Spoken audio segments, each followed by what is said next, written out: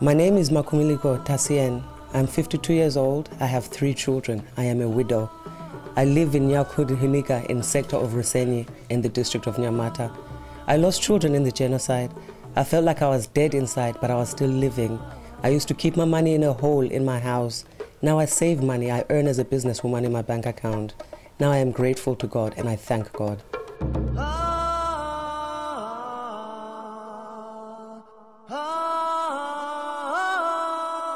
I was born in Houston, Texas in the US and just had a pretty regular life, and of course that sort of got upended when I was 4, and my entire family moved to Nigeria for 3 years. And what I really noticed is that people would do anything to try and earn some money for their family.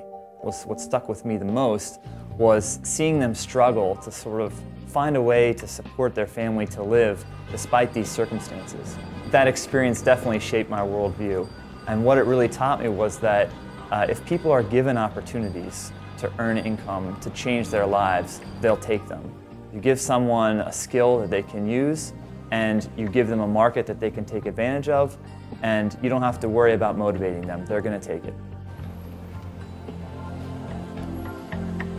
Matt and I met at the very beginning of freshman year in college at Washington University in St. Louis. We actually met through our mutual passion for ping pong, and we ended up playing, getting to know each other, and then became fast friends throughout college and beyond. We've actually traveled to, I think, 4 different continents together. While I was practicing law here in New York, Matt was practicing law down in DC, doing very similar things in corporate law. When Matt decided to leave his job and start Indego Africa, it was something that I really wanted to get involved in and help him. So the idea for Indego Africa really started at my sister's wedding, if you can believe that. My parents had been living in Angola, and they gave some wedding favors that were made by some African artisans that they knew at her wedding. And I thought to myself, well, I think handicrafts are a great introduction to Africa for people that don't know anything about it. And on the African side, it's a great way for people to make a product that they're already good at making, and then to tap into an international market to get value for that. The handicrafts are wonderful, but what they really are is an engine to get at much more long-term sustainability. We're also providing them the opportunity to gain skills and information and confidence. My philosophy has always been, how can we encourage people to be economically independent?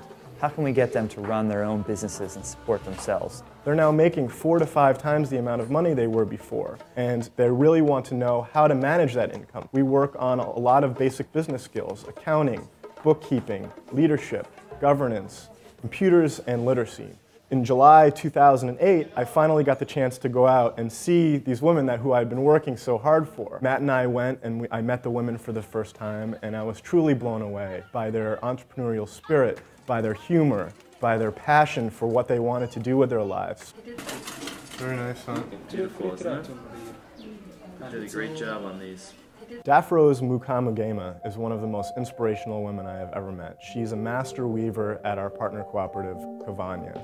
When I first met her, I instantly felt a bond. She was clearly the leader of the cooperative. She's always smiling.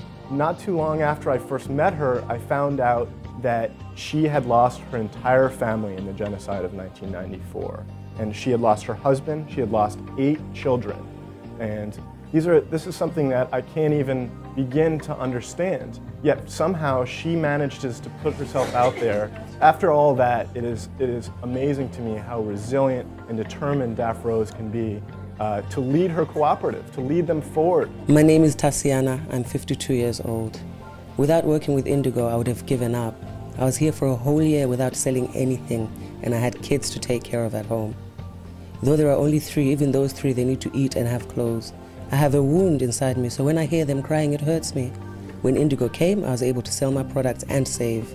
I can tell you that I've been able to pay for the children's school fees, so I'm very happy and secure because of the partnership. My life's been changed in that I realized that anyone can make a difference. Anyone can be a social entrepreneur. Knowing that I'm working for them really gets me out of bed every morning. I can never go back to sort of being a lawyer. I'm going to always need to be fulfilled. And now I know the faces of the women and the stories of the women that I'm helping. And every time I go back to Rwanda, I get to sit down, I get to talk with these women about what's happening in the US, and they sort of understand and appreciate you know, that we're really trying to help them, and I think that motivates them, and it's just this sort of reciprocity and reciprocal great feeling that, you know, really pushes me forward.